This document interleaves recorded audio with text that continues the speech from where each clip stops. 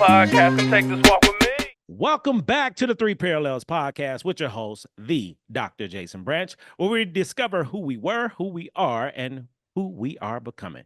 Today's guest is a former student of mine who what I would call the truth. She has always been authentically herself, unique, just being able to live outside of the box, think outside of the box, and willing to be flexible. For a lot of students, especially in counseling programs, it's this black and white mentality. I'm either great or I'm horrible. And this particular person had a mindset of, I'm going to figure it out. I'm going to try some things out. Let's just see what happens. It was just this kinetic energy that we shared. She just stood out, always stood out to me. And here we are full circle. And I would love to introduce you all to the one and only Jamie Paris. Welcome to the show. Thank you so much for having me. It's an honor to come on and chat with you. Absolutely. Yes. Absolutely. So if you could catch us up. So the last time we talked, you were probably in one of my classes. The last time we were together. And then this was pre-pandemic. So a lot of life happened between that time and now. So if you could catch me and the listeners up with what's been going on since that time to now. Yeah, so I was in a couple of your classes. The last one was a telehealth class. I graduated, got my my LCDC and also my CCS and my CCTS. It's just a bunch of letters. I just added some letters to my name to make me feel fancy.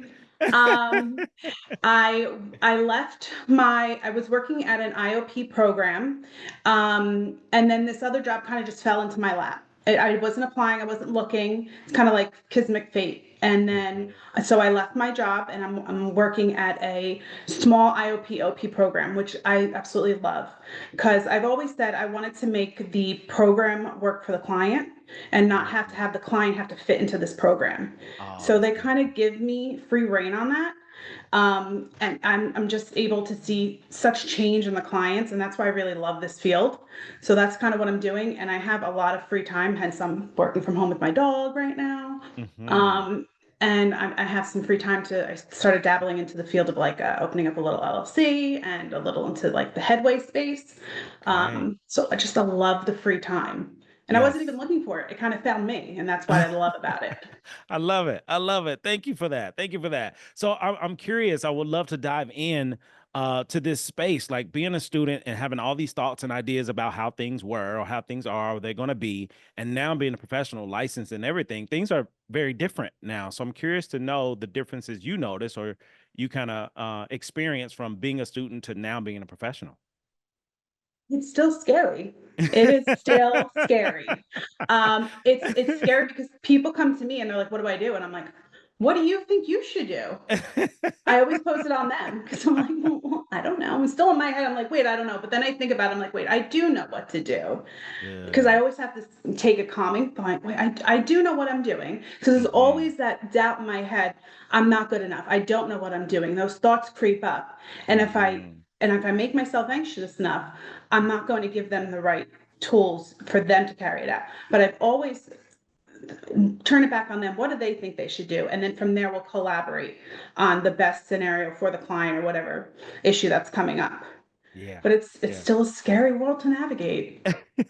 I'm so glad you shared that, because a lot of the listeners are students and they're in different programs, doc program, master's program, and they're in it thinking, this feeling or this thought of I don't know what I'm doing is going to change as soon as I graduate. As soon as I walk across stage, it's going to change. So for you to be so honest and vulnerable and authentic to share, that is still that way. And I agree with you. Even for me, 20 years in, there's still moments of like, I don't know what I'm doing. I'm figuring it out as I go.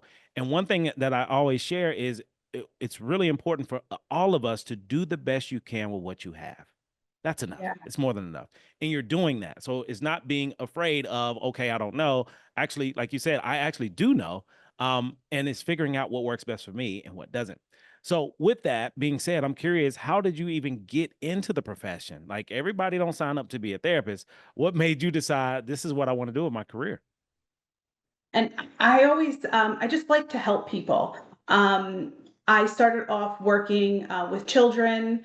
I actually started off doing physical therapy. And then I realized, everybody laughs at this because I'm like, I really don't like to touch people. It's like a dead ass. I just don't like to touch people. And then I was like, all right, because I started off a double track of like psychology and social, the sciences. And I'm like, I don't want to do this anymore. So I'm like, all right, let me go to this track. And then when I started to dive into it, I'm like, all right, I can really do this. Obviously, we all have personal connections. I'm not one that advocates the self-disclosure or anything. I really teach that to not to do that. So I'm not going to go into that, but there is really like everybody has something, whether it's a personal connection or somebody in the field. We don't get into this for money, but I always explain that. But it will come, as you said, it will come. And then there's just always a connection somewhere. And I love to see the change. Like I've had a client a year ago from now, and I really see the change, and that's what I love. That it's like an instant change, but it's a change over a year, and I love to see that. Wow. Wow. So I'm loving your insight. You're so insight. You've always been insightful. You just always had this level of maturity, and you just you take risk. Like you jump out there. You just are willing to fail. You're willing to make mistakes. You're willing to just do. Where did that come from? For you, your sort of personality, like, okay, let's see what happens. Let's try, let's try it out. Yeah. And I think it's kind of like this thought process. I've always said, whatever job I went to, I always went to the job and I always said, well, how can I get their position? Whoever was hired me. Yeah. And whether I got it or not, I said, well, what do I have to do to get that job? So I always wanted to learn and figure it out. Whether it was I worked at a group home and it was the district manager, I was inquired with them and said, well, what do I have to do to get your job one day, whether I want it or not, but I want to know all about it. And that's just my inquisitiveness about it.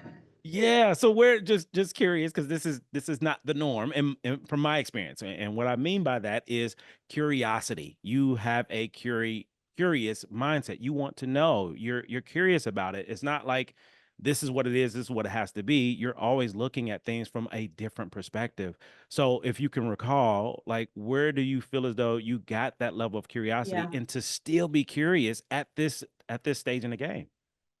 I just think I'm lucky. I'm privileged to be able to do that. Like my mother didn't graduate high school, a very low income family. No, didn't graduate high school. I think I'm the first one to ever go to college. So for me to be able to even have that opportunity to work and to get my master's, that's beyond exciting for the entire family. So why wouldn't I try and do more and do more and do more?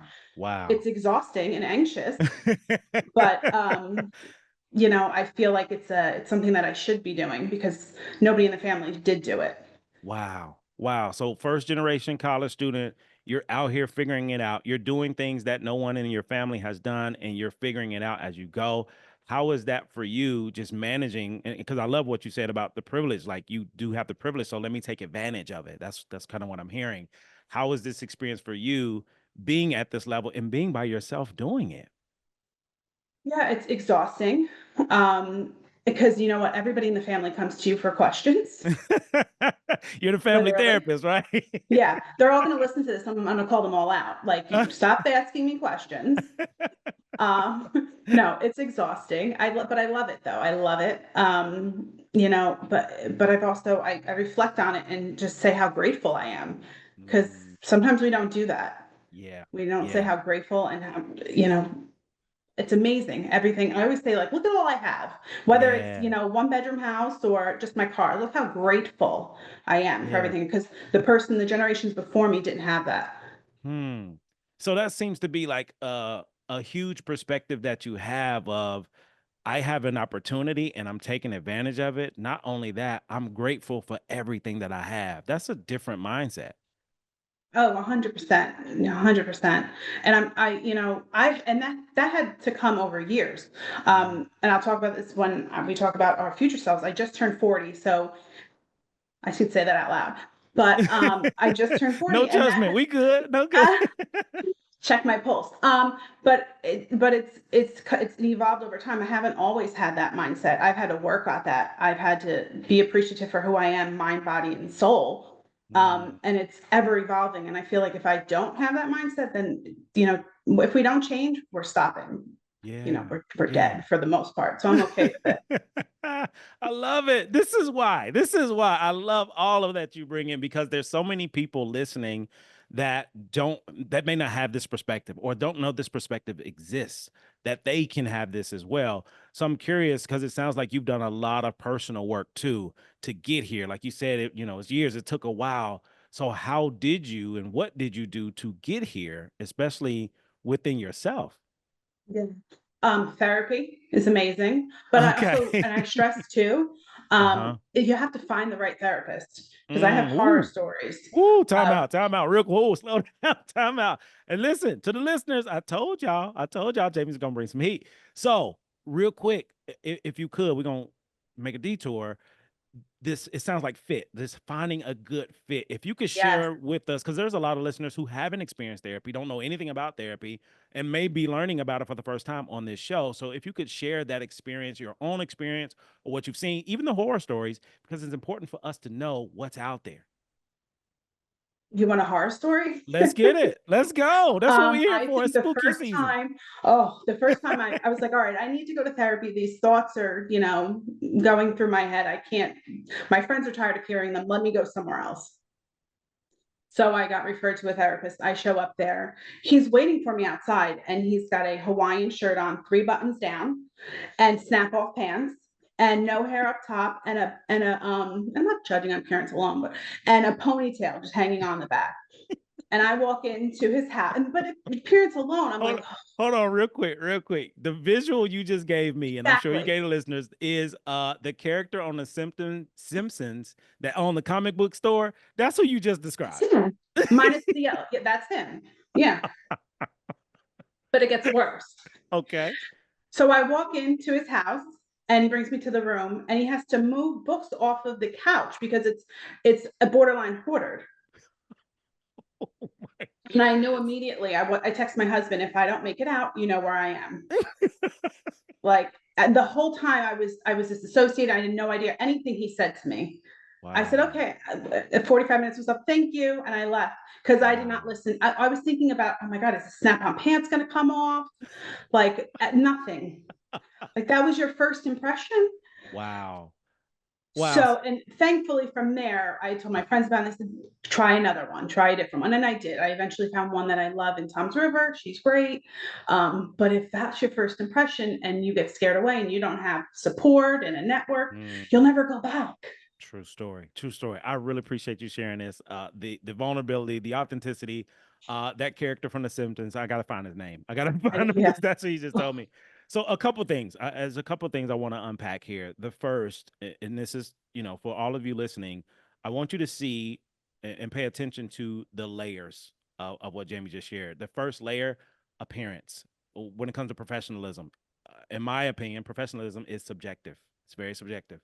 However, your appearance isn't. It's not Yeah. subjective. So immediately you are already defenses up, gloves up, like, wait a minute, what is this? Because there is an idea that we have in our minds of what a professional looks like, what a therapist looks like. So a lot of times it doesn't match in reality. However, when it comes to just appearance of a person, how do you present yourself? What are you displaying? What are you showing? What are you marketing? And he was marketing a lot of different things. So that was the first thing. And even that, you still decided to press forward. I gotta point that out. You decided to push forward. I'm gonna go in this house. Now, this person's office was in his house. I'm gonna go in anyway because what I heard was you getting help was more important than the person sitting there to help you.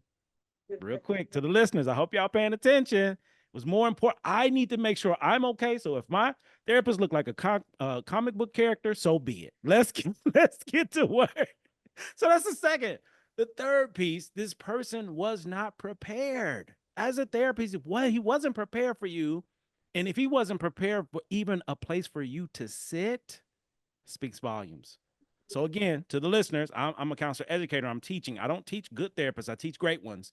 And part of being great is being prepared. He wasn't. No shade, no disrespect. We just want to talk about facts. Other side, I commend you for committing to it. You sent the husband a text, yo, if I'm not here in 50 minutes, come get your girl. Come holler at your girl. So you already decided I made a decision. I'm doing it. I'm going to commit. I'm going to do my part. Even knowing that or recognizing it's not the best fit, but at least let me finish what I said I'm going to do. Ooh, Jamie, these are the layers we're not thinking about, we're not considering.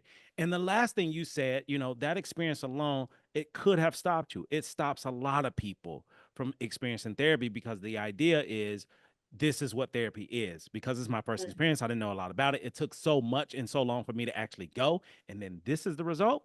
I'm good. I don't have to do this again. And you decided this can't be the only experience, and you kept pushing to find a good fit. To Yeah. me, you exemplify what it means to be a person who has a need, a desire, and will stop at nothing to get help. And I really appreciate you sharing that, because for a lot of the listeners, all of you that may have been in a similar situation that did not go back, I gotta call it out for a moment. And that call out is, oftentimes we give everybody second, third, fourth, fifth, 10 chances, but therapy, one chance and one chance only. And even as a student, even as a counselor, and working in a profession, having a therapist is one thing, but you had to go through what you had to go through to get there, and you did it. You did it. And now here we are years later. Yeah, I'm still in therapy. You know what I mean? As a therapist, Yeah. and talking about therapy, like, this is a really big deal, and I don't take it lightly. So I definitely wanted to spend a little time here, because for a lot of people, therapy is so scary, even with the resources and availability that's out there, that they don't go. Last thing, and I'm gonna shut up, I promise. Last thing. For many of us, human beings doing human things, as I mentioned, we give everybody a chance. Think about McDonald's. You go to McDonald's, you have a bad experience. Do you stop eating McDonald's? Nope.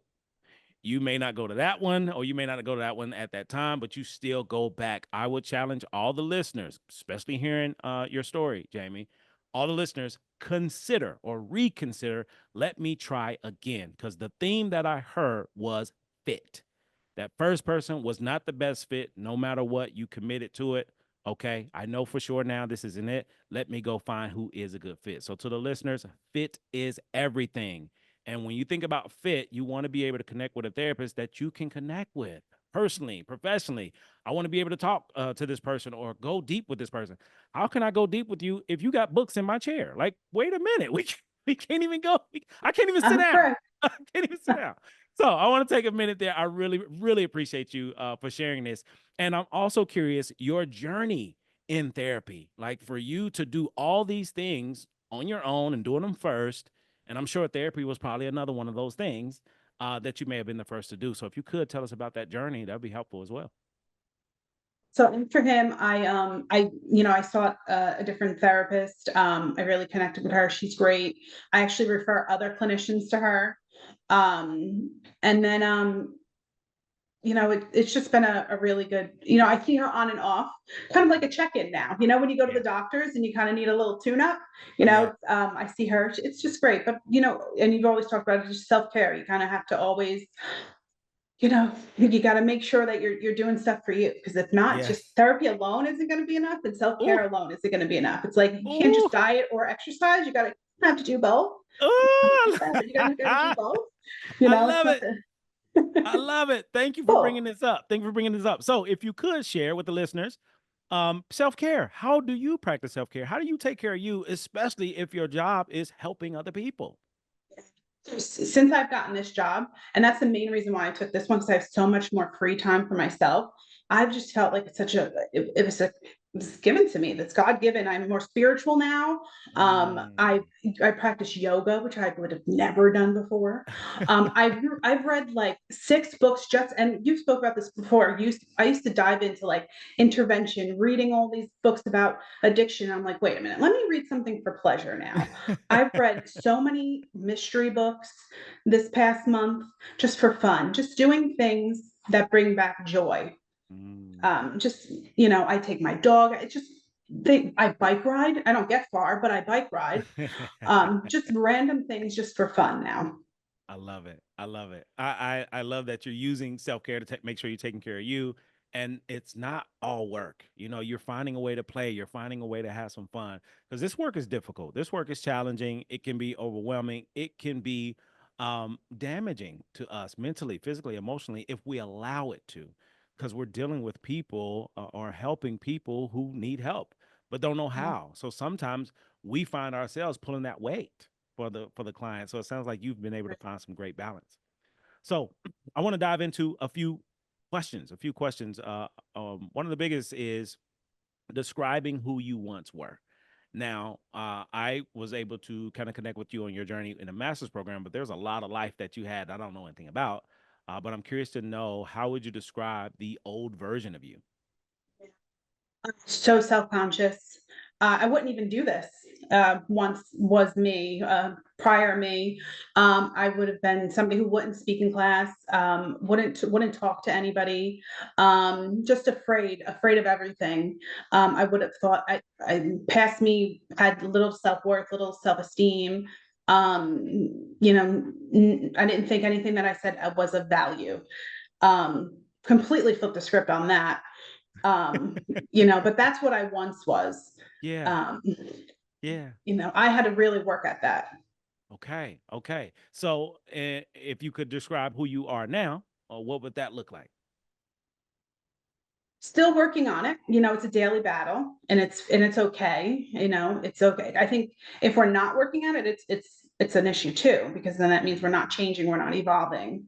um but still working at that, and just working at trying new things, always pushing myself, and just trying new challenges. And I'm still working on the self-esteem and confidence, but I think it's lessened now. Mm, I've learned to love me first, even so much I got it tattooed here, so it's like a little reminder that I yeah, should. yes. But it's still, it's the daily struggle. Okay, okay. And that future version, that healthier, that balance, that future Jamie, what does she look like? Like, I kind of like live by a quote that says, I don't always know what the future holds, but I'm grateful that I know I have a future. So Mm, I kind of, as I said, I left my 30s and I'm on to the 40s now. yeah. So I kind of want to take more risks. Um, and I always have this thing with like time. I don't have enough time. Mhm. And that always makes me more anxious. So Yeah. I want to be able to calm myself and do things that are worthy of my time. I love that. I love that. So being selective of your time. I like it. Ooh, I see you. I see you. So I'm curious to know, and you may have answered this already, going from that old version of you, not speaking up, not sharing your thoughts, not taking up space. Like, it's okay to take up space, being that version of you, and then becoming a version where you do take up space, you do speak up, you do speak out, you are confident, you are comfortable, you do love you. How did you make that transition from who you were to who you are? Yeah, it took a lot of work on me. Um, I had literally had to move from my town. I wanted not anything to do with my town, but I needed a change. I needed a physical change. Uh-huh. And it just took a lot of internal and external work on myself to Yeah. realize that I am worthy, and it is okay to speak up, like my stuff is valued. But it took a lot of work. Yeah. So, I'm curious, like, because this is a common theme for, I feel as though, all humans. That it's a choice that you get to make. That you decide: do I leave home or do I stay? And I feel as though there's a difference with the outcome of people's lives based off of those who stay versus those who leave. So, what was it for you that made you decide, I gotta go? I want to venture out. I want to see what else is out there, and to do it confidently. Like, let's just find out what's out there. How did you make that transition, and what made you decide, like, I need to leave? I need to get out of here. So I just wanted to get out of my town. I was from up north. There was just a lot of negative things happening. I mean, with any town, you're going to find it. And I said, I just didn't want to be subject to this. I needed to grow. I was more than what was happening in that town. Oh, I hold on. didn't. Ooh, hold on real quick. Time. Ooh. Did y'all hear the bar that was just dropped real quick? I was more than what was happening in that. I'm more than that. Ooh, you get me excited. Jamie, hold on, Tom. You get me excited. Your again, this is just your Yeah, insight. You knew then, I'm too big for this place. I'm way bigger than this. I can't be here, because it sounds like you started to suffocate a bit because you knew. 100%. Yeah. Oh man, that's powerful. That's so powerful. To the listeners, I hope you got your Creative Scales journal. Get your journal out. Write these things down. These are quotes. These are statements. These are motivational things that can help you decide to do something different. Because Jamie, you decided, I'm doing something different. So how was it to move from that town to this new place and create your own or build your own, and you're still building from that time. Great. I always call it a game changer. Like I completely changed myself. I can change physically, mentally, emotionally, spiritually. I create a new group of friends. I met my husband. I met new friends. I mean, I felt stunted there. It was about growth. I always think what could have been if I stayed there, but if I didn't, and I love to travel, so I always what I always think what's going to happen next. Where am I going to go next? Yeah. But if I stayed there, I don't think I would have taken that risk. And it's all about risks. So that's So what I how do you, and I got a lot of questions for you because this is your norm. This is your life, right? So it's not a big deal. And to me, it's not a big deal because you live it, but there's so many there's so many people that don't, that can't, that don't know how, or the fear of what if, the fear right. of I can't. And you're fearless. You just constantly show that you're fearless and you don't mind taking risks. How can someone, I would call it, level up and take more risk and step outside their comfort zone and overcome fear like you did? Like, what would you recommend people to do to make that transition? Because I say that, nothing is permanent except death. I know it's morbid. It's very morbid, But but it's real. we work in a field that's pretty morbid. So I always say like nothing is permanent except death, so I might as well try it, you know. Hold on, Sorry, real but quick. To the listeners, I need you to write this down, quote it verbatim. So if you don't mind sharing that one more time. nothing is permanent except death, so go ahead and try it. I think that's what I said, right? Yes, that's on point. Nothing is permanent except death. So why not try it? Oh my God. Like, it's for me. I love the little things. The little things are the big things to me. And what you said is a bar. Meaning, if anyone is to take that quote and live by it, their life can change immediately because it's immediate. I'm alive. That means I have the opportunity to do whatever I want Right. versus somebody who's dead. Opportunity's gone. So whatever dreams, desires, wants, fear, whatever it is that you didn't do or wanted to do, now it dies with you. And you're deciding, or you deciding you live by it. Like, there are no reasons for me not to. I'm not dead. I'm I'm not not dead. dead. I can go do that. Whatever I wanted to do, I can do it. And Oh it my goodness. Listen to the Walking Dead out there, to my zombies. Listen, this is an opportunity for you to wake up, to get up, because you're not dead yet. You can't be dead if you listen to this podcast. Now, you might be dead. Let's do it too. That's what makes you the Walking Dead. So we got to switch gears. I'm going to switch gears. I got a few rapid fire questions before we get out of here. I'm curious to learn because, in 40 years, and I want you to be proud of your 40 years, and almost in dead. I 40 am. years. Yes, you're not dead. In those 40 years, what would you say you learned about yourself in 40 years? I love to be right, Ooh. which is an issue. Time out. Um, Wait.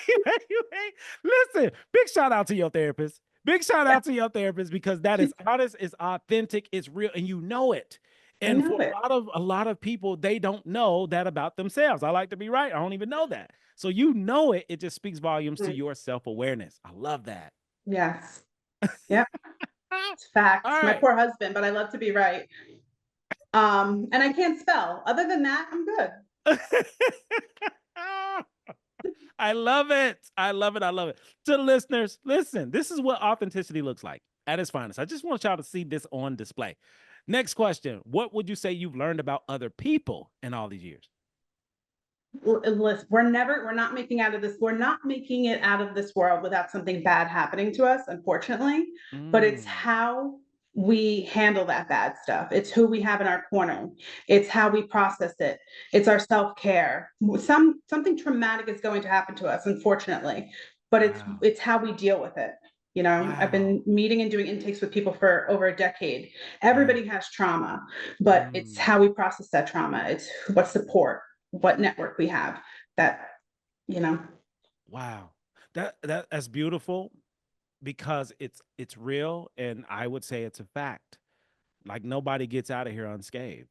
Life happens, and when life happens, what do we do with our lives when it happens? So I really appreciate you sharing that. Again, it's a different perspective we don't really consider, but we all have it in any capacity. For example, moving. can be a traumatic experience for Yeah. people. Just moving from one location to the next, or one house to the next, or not moving can also be a traumatic Yeah. experience, like being in these spaces. So, Jamie, the things that you're saying is so big, it's so powerful, because there's so many layers to it. And I think what happens for many of us, we're not considering the layers. We're considering what's right in front of us. So what you're saying, you know, with this tragedy or trauma, that's what's right in front of us, but there's a whole life and world around Yeah. that. Ooh, you dropping gems. You dropping gems. What would you say is your proudest moment or accomplishment? I think just doing all of this. I never, I had a hard time in school, a hard time learning. I never thought I would get my master's. I'm starting the process of applying for my doctorate now. So Okay. just even doing that, it's like, I can do that. Yeah, I can do it. I can do it. Oh, But let's like, go. We gotta yeah, stop. We gotta stop here. We gotta stop it. I've been wanting to go. I've been wanting to keep going, but you just like we gotta talk about it because a lot of people have this small little inkling in them, like what would it be like if I did this?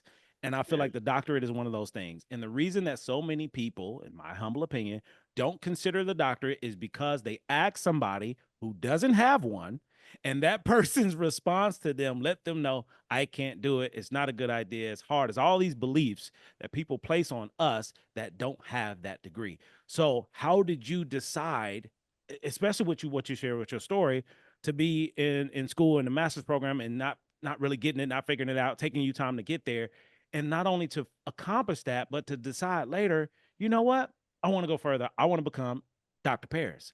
How did you make that transition?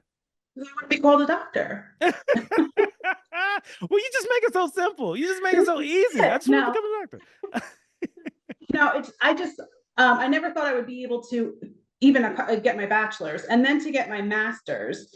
So it's all just about challenges. Like even just, even having the idea and looking for the school and starting it is just like, my mom always says I amaze her, but in actuality, I amaze myself. So just the little things, it just keeps me going. Like I just always want to learn. Yeah. So That's beautiful. So how have your process been with, you know, the application process and taking steps towards this new arena? yeah, so I looked into a few colleges. I I didn't pick anything yet. I'm just waiting. I'm waiting for the loan forgiveness to go first forward. This is like a new program, and then as soon as that comes through, then I'm gonna pick one. Love it. Love it. So to everyone listening right now, if you have any inclination, I want to get a PhD. If you ever said it, if you ever thought it, if you ever felt it, this is your breadcrumb. Okay. This show, we drop breadcrumbs all day, every day. The issue with breadcrumbs, oftentimes, they're hidden in plain sight. We can't see them because we're not looking. And if you're paying attention to what's being shared on this episode today, these are opportunities that you have that's around you all day, every day. In order to take advantage of these opportunities, I have to overcome fear. I have to take more risk. I have to commit to it. I have to love myself in it. Ooh, Jamie. Oh, my goodness. We can do this all day. We can do this all day. So, another question. Who would you say is or was your hero? My mother, but 100% my mother. I mean, she was a single mom, raised me. She put me through Catholic school. I have no idea how she was able to afford it. Um, and as I said before, she always says, "You amaze me," but in actuality, like I don't know how she did what she did for me. So Yeah, that's beautiful. That's beautiful. Shout out to Mom Dukes. Big shout out to moms. yeah. Um, next piece. I want to know your a word. What's a word, phrase, memory, or moment that has stuck with you personally or professionally? Funny you say that. Do Uh-oh. you remember in class when you used to say the tidbits and I used to write them down? So I've kept them all and I peek at them once in a Wow. while. Oh my goodness. Those are like So 4 years old. Like, I keep them in a box good. hidden when I need them. If you don't mind reading a few, I am shocked. This is how, hey, real quick, for everyone listening, this is happening organically. Okay. I didn't know this was going to happen. Jamie has sticky notes from years ago of things that I may have said in class, and she kept them. She collected them. So if you could read at least three, like, let's keep these three These are my paragraphs first going. top three. Get Let's out get, of your own way. mm. You learn by doing or by dying. Ooh, I said that. You said that, not me. That would have been sounded like more like me, but no. It does sound like you. God places people in your lives only when you accept what they have to offer. Oh my goodness, Jamie. Wow. Yeah, Wow. Can we do just a couple more? Like this sure. are bars. Yeah. Never apologize for who you are. Mm, Oh, this one you always used to quiz us on this one. The three P's. What were the three yes. P's? Yes, indeed. Perfection, patience, and perception. Okay, all day long. Now, the beauty in this, we evolve, right? Thank you for sharing all this. You just made my whole life, not even my day. You just made my whole life. I hope Because what's wild about it, I've been talking this same shit for years. I've been talking this for years. And some people listen, some people don't. And my students came up with the name Branchisms, with all these things that I've shared as Branchism. So it wasn't even me, but to just see this moment happen full circle, that the things that I shared with you was impactful and you use it and now you're sharing it. You're giving it away. I love that. I love everything about that. And part of this transition of who we are, where we are, and we're becoming is part of what we say. It's part of the words. It's what we do. And you found things that fit for you, and you collected them. You kept them, and here we are now. You still use them. The next piece, the salamander. All those years ago, I only had 3 P's for salamander life. Now I got 4 P's. Yeah, you're gonna have to write this down. I got 4 P's, and I got 5 C's for Gator life. I'm not playing. So I'm evolving too. So I'm excited to give you more because I know you're going to keep it. You might have this next 10 years. So I want to share this with you and the listeners who haven't been exposed to this yet. Get your notepads out. This is part of why the Gator Scales Journal is what it is. This is Gator life. This is the origin of it. So 3 P's, which is now 4 P's of salamander life. The first P is perfection. So most salamanders, if I'm a salamander, that means I'm squishy, I'm soft, I'm penetrable. I take everything home. Everything sticks. So as a salamander, it's kind of like a turtle leaving its shell. You just out here naked and afraid. And I ain't talking about TV show. So for those P's, perfectionism. So new clinicians, new students want to be perfect. I want to do this right, and I want to do it right the first time, even though I've never done it. That's perfection. The second P is perception. My lens, my view, how I view life is based off of my lived experience, my background, whatever the case may be. Third P is patience or lack thereof. Salamanders typically do not have patience. The fourth P, fresh off the press, is present. Salamanders are not present. Why? Because they live in the future or the past. Hashtag Michael J. Fox. So therefore, that's what salamanders are. They're not present. They're not patient. They're perfectionists, and their perception is limited based off of where they are. So that's 4 P's of salamander life. Now, how do we transition into a gator? I got you. A gator's a little bit different. A gator got scales. A gator's protected. A lot of things just roll off a gator's back. However, the gator's underbelly is penetrable. But nobody gets access to that unless they want you to have access. Come on with it, right? So there are 5 C's to Gator life. This is fresh off the press. The first C is, instead of trying to be perfect, Gators are consistent. They just keep showing up. Jamie, you a Gator. I hope you see that. You just keep showing up. Second C, Gators are curious. That's what we've been talking about the whole podcast. Your curiosity. You a Gator. You didn't even know it. You out here Gator life and don't even know it. So Gators are curious. They don't have that perception that's limited because they're curious to know more. You mentioned, I'm trying to find out what my boss do. Not that I want to do it. You can have that. But what does it take for me to do that? That's curiosity. That's Gator talk. Ooh, let's get it. Third C, Gators are creative. Yes, indeed. Gators are creative. Where the creativity comes from? Authenticity, vulnerability. If you think about whenever you're authentic and whenever you're vulnerable, you create something. You've created so much for us on this podcast today, and I'm thankful for you because you were authentic. That's how you created all this stuff. That's how these branchisms came. Creativity by me being authentic. That's the third C. Fourth C, Gators are courageous. They are courageous. Jamie, are you seeing? I'm giving you your resume. I'm giving you your resume. You. They're courageous. You decided, I don't know what I'm doing, but I'm gonna go figure it out with this whole PhD thing. I want to be Dr. Paris, period. So let me go figure it out. It takes courage to step outside of what people said you can and can't do to figure out what I can and can't do myself. Oh my goodness, courageous. Last C, which is my favorite. Gators celebrate. They celebrate. They celebrate before, during, and after. Why? Because life is always going to happen. I'm going to celebrate. Pour down the confetti, and where's my party hat? It's finna go down. I want you to imagine a Gator wearing a party hat because they party. They get it in. They get it up because it doesn't matter. Either I'm in the storm, I just got through it, or I'm about to go in it. Either way it go, I'm celebrating it because something is going to come out of it. That's Gator talk. Now, it took 5 years to come up with all this. When we met, I only had 3. I only had 3 P's for salad. I don't even think it was salamander life. It was just salamander do these 3 things. Yeah. Here we are now, full circle. You got a Gator and a salamander, and every day you get to decide who you gonna be. Amazing. That's what I love about this podcast. Now, listen, Jamie and I, we didn't talk about this pre-show. We didn't talk about none of this. It just came up organically, and that's what makes the show what it is. I don't know what's going to happen. I don't know how. I know how it's going to start. I know how it's going to end. I don't know what's going to happen in between, and that's what I love about the show because it's authentic, it's vulnerable, it's raw, it's real, it's creative. Exactly what I'm talking about related to the Gator. So we might need to change the show to Gator Life. So I hope that helps you. And to listeners, I hope that helps you as well. Write it down. Again, you get to decide, am I going to be a Gator? Am I going to be a salamander? And if you think about those aspects, I can do those 3 or 4 P's. I can do that.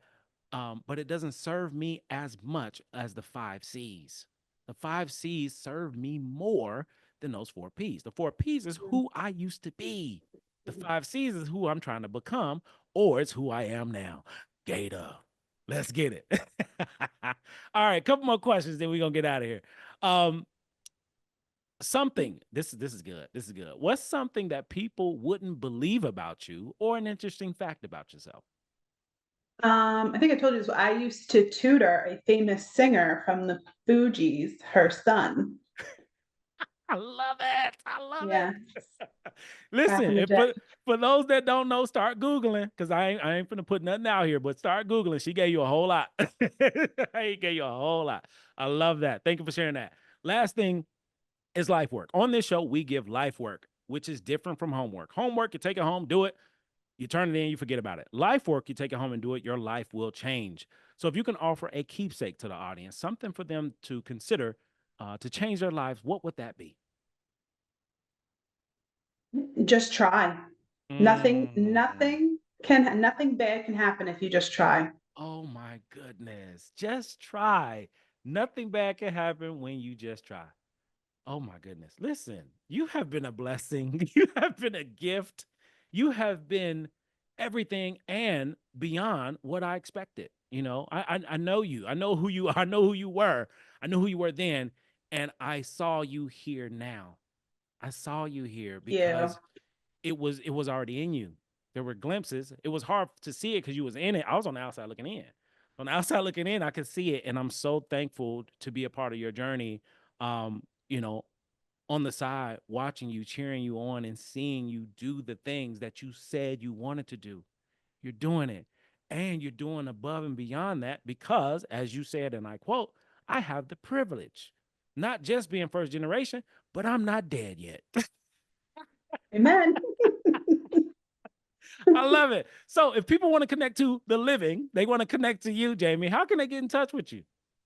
They can email me at, I have to look it up. Sorry. No problem. Take your time. Take your time. 40 emails. They can email me at recovery, a sure thing, SHORE thing @gmail.com. Excellent. Excellent. Thank you for sharing. Any final thoughts? Any last thoughts? Anything else you want to share? Want to add? This was amazing and inspirational. It was like a reset 4 years ago. Yes. So thank you. Absolutely. Absolutely. And thank you so much. You made my life. Again, you didn't make my day. You made my life. For you to still have those sticky notes from 2000, I don't even know what year that was. And it is me because, again, I've been talking this for a long time. And I don't know what hits and what doesn't. I just talk. I just speak and share what I value. So the things that I talk about are the things that I do, things that I live by. And to know that I've been able to make an impact on you and it's still there, like tangibly, it's still there. It just warms my heart. And just know this episode and the people that you've talked to today, you've helped inspire someone to change because you decided to change. You decided to step outside your comfort zone and still doing it. Haven't stopped. You decided to love yourself, and everything that you shared today speaks volumes to the love that you have for you. And I appreciate you sharing you with us. Um, to the listeners, y'all have been blessed today. If you pick up the breadcrumbs, you have. If you haven't, you might be dead, and that's fine too. This has been another episode of the Three Parallels Podcast with your host, the Dr. Jason Branch, where we transition from the walking dead of who we were. We embrace who we actually are, alive and well, and we prepare space, especially in books off the couch, to become the best version of ourselves. This has been the Three Parallels Podcast episode with Miss Jamie Paris. If any things that she shared with you has been a blessing, find a way to give her her flowers. Send an email, send a message. Hey, what you shared, it inspired me. I decided I'm finna go get my doctorate. I'm decided I'm finna move from my small town. I decided it's a privilege for me to be alive. If anything that was shared hit you, give those flowers. Have a great day, great morning, good night, good weekend, good life. Peace.